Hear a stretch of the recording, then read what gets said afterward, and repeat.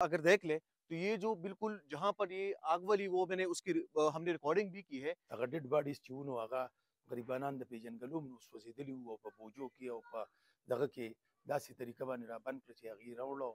دلته یې دغه کړو. نو دا یو ډېره لویه المیه شوې ده. چربانک ټیم د مانځه ټیم لکه روژې بندې شوې وي او درې دماکې وشوې د ورځې بدله کې ګرځېدله بیا مونږ لاړو په جرګه باندې او مونږ ورته کېناستلو نو دا ده چې د کلي نه منې شو. पख्तूनख्वा की या बलूचिस्तान के इलाकों की बात करते हैं तो दहशतगर्दी आजकल उरूज पे है और बहुत सारे लोग उसके जिद में हैं। कहीं हम देखते हैं तो टारगेट किलिंग्स होती है, कहीं हम देखते हैं तो दहशतगर्दी होती है, कहीं हम देखते हैं तो बम धमाके होते हैं और आजकल हम अगर ज़्यादातर देखें तो हमारे उलमा को भी निशाना बनाया जाता है। इस तरह के लोगों को भी जितने भी हमारे मुआशरे के अच्छे और मुअज़्ज़ज़ लोग होते हैं उनको भी निशाना बनाया जाता है। 2008 के बाद जब हम देखते हैं तो 2013 तक उस वक़्त जब अवामी नेशनल पार्टी की हुकूमत थी तो उस वक़्त भी लोगों को बहुत ज़्यादा निशाना बनाया गया। लेकिन इस वक़्त जहाँ पे मैं मौजूद हूँ, ये मर्दान का वो इलाका है, जहाँ पे कल रात जो है एक वाक़या पेश आया कल दिन को और फिर कोई तकरीबन असर के टाइम जो है, उन लोगों को जो है वो निशाना बनाया गया और तकरीबन मेरे ख़्याल से कोई 9 लोग जो है उसके ज़द में आ गए और ये वाक़या सुबह आता है तकरीबन कोई साढ़े 5:20 ये वाक़या पेश आता है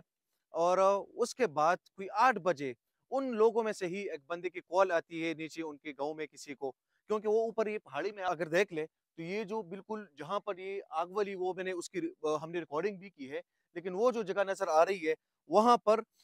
उनके लोगों में से ही एक बंदे की कॉल आती है किसी को नीचे गाँव में और वो उनको कहते हैं कि जो सुबह ड्रोन हुआ था, सुबह कोई 5:20 ड्रोन हुआ है, पहला ड्रोन यहाँ के मकामी ज़राए के मुताबिक वो पहला ड्रोन था। उसके बाद कुछ थोड़े से टाइम बाद जो है दूसरा ड्रोन हुआ है, उसके बाद तीसरा ड्रोन हुआ है और वो कह रही है कि बिल्कुल वो ड्रोन वाली वाइब्स जो है वो एक किस्म की आ रही थी और वहाँ पर कोई थोड़ी-सी वो आग-शाग भी लोगों को वहाँ से नज़र आ रही थी और वो जगह अगर आप देख लें तो वो अभी जली भी हुई है। तो ये सारे यहाँ के मनाज़र है, कोई 8 बजे जब उनकी कॉल आती है, तो उसके बाद तकरीबन कोई 11 बजे वो लोग नीचे उनको लेके आते हैं और 12 बजे तक वो मोटरवे पे चले जाते हैं और वहाँ पे पहुँच जाते हैं और उनकी लाशें जो है वहाँ पे रख लेते हैं। और ये जो 9 लोग हैं, इनमें से औरतें भी शामिल हैं, इनमें बच्चे भी शामिल हैं, इनमें बुज़ुर्ग भी शामिल हैं, कोई 15 साल से लेके 65 साल की उम्र तक बीच में ये सारे लोग इसमें शामिल हैं और उन लोगों में से कोई एक आध लोग जो है वो शायद बचे होंगे, लेकिन उन फैमिलीज़ का क्या, जिनके साथ जो है ये सब कुछ हुआ है और उनके प्यारे जो है, उनके अपने घर वाले लोग जो है, उनके साथ ये सब कुछ हुआ है। नाज़रीन यहाँ पर ये जो मनाज़िर थे, ये आपको दिखाने का मकसद ये था कि यहाँ पर ये वाक़या पेश आया है। अभी कुछ कोशिश करेंगे कि कुछ लोगों से बातचीत भी करें, ताकि आप लोगों को जो हक़ाइक़ है, वो दिखाई जाए। د شپې د پېشمني نه وروستو یو درې دماکې وشوې او په هغې کې خو چونکې دا دماکې چاته پته ونه لګېده چې د شپې څه دغه شو. سهار بیا هلته چې کوم په هغه ځای کې کوم کډواله دي بره په غر کې، نو هغې بیا سوال جوابونه وکړو چې زمونږ په موږ باندې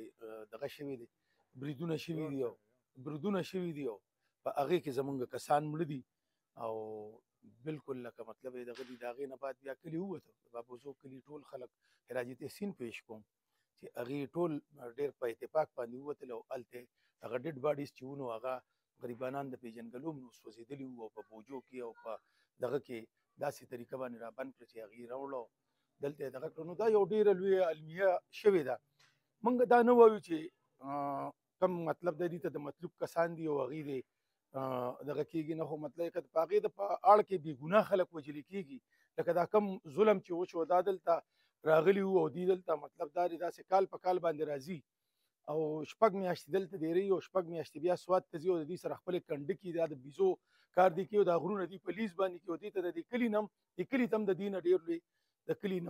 ته ډېر لوی مدن و. نو د هغې سره د هغې غریبانانو مطلب دا دی دا دونه لویه واقعه وشوه، ډېر ناحق اینه او بیده او د اختر په دې زبرګۍ کې او بیا زمونږ به دا ووایو چې که دلته کې داسې دوی ته سور سو او د هغې خلاف دوی کاروایي کوله، نو دا خو لکه ټولو خلکو ته پته ده چې دا ډېر بې ګناه خلک لکه په دې کې شهیدان شو. او پکار دا دی چې حکومت نن د صوبایي حکومت په مرکزی حکومت باندې نه وراړي او مرکزی حکومت ته په صوبایي باندې نه وراړي. دا دواړه د خپل غلطي تسلیم کړي چې او مونږ یو مس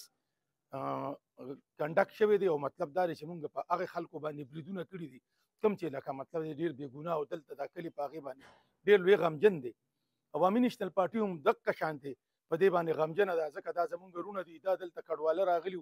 او دلته کې زمونږ میلمانه او دلته بې ګناه هغه مړه شو. نو دا یو ډېر لوی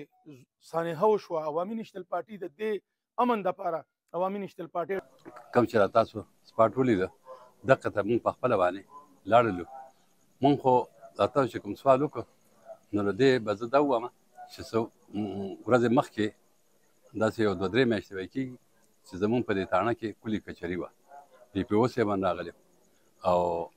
ټول افسران راغلي وو. هغې کې ما چې دا خبره کړې وه چې یاره مونږ مظلومان خلک یو او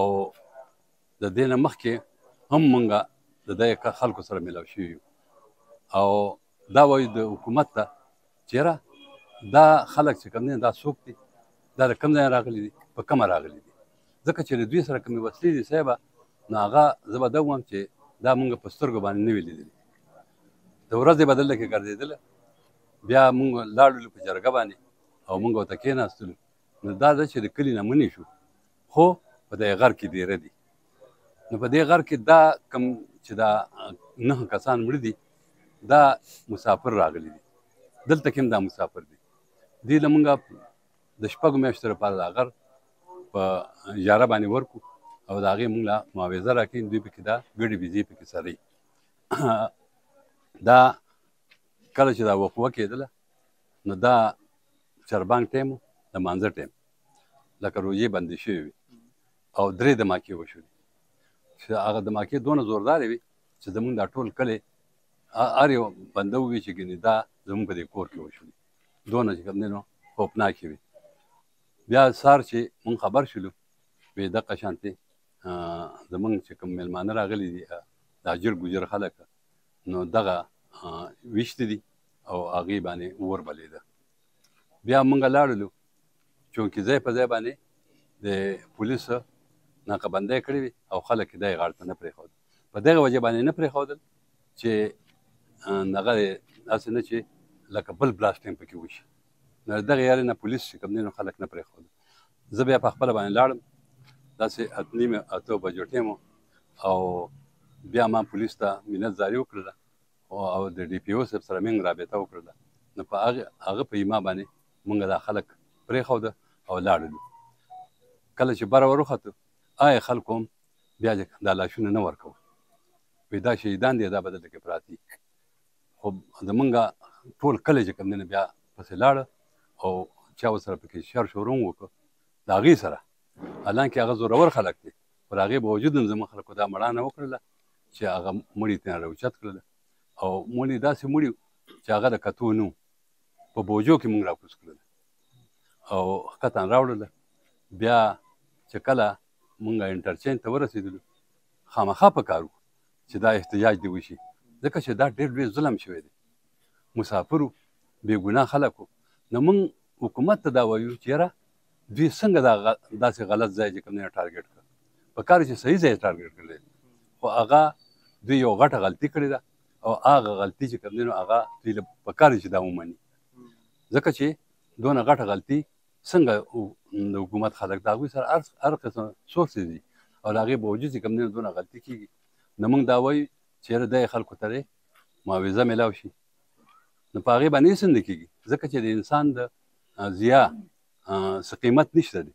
خو بهر کې موږ دا وایو چې کوم د حکومت دیت دی نه په 25 لاک باندې څه کېږي او نه په 50 لاک باندې څه کېږي خو چې کوم دیت دی چې کم از کم هغه دیت دی خلکو ته ورکړي چې کوم ډېت شوي دي او دې سره سره د هغوی جاني نقصان لکه ګډې بېزې هم مړې شوي دي چې د هغې معاوضه له هم ورکړي. بل سامانونه ورسره پراته د کور سامان خو هر چا کره ډېر نو هغه هم ضایع شوي دي ځکه چې د سهار تقریبا څه د 11 پورې په هغوی باندې اور بلېده ځکه دا لاشونه خراب شوي وو. نو موږ د حکومت نه چې کوم دی دا خواست کړو چې یاره مهرباني دا وایم چې دوی متحد کېږي نه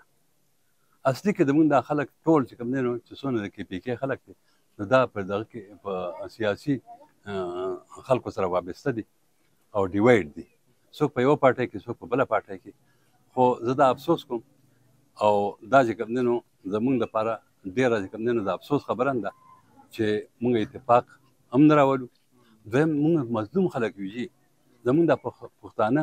خاص کر زمونږ د پارټۍ دا خلک چې کوم دی نو دا عدم تشدد والا خلک دی. مونږ په جرګه باندې هم ورغلي یو،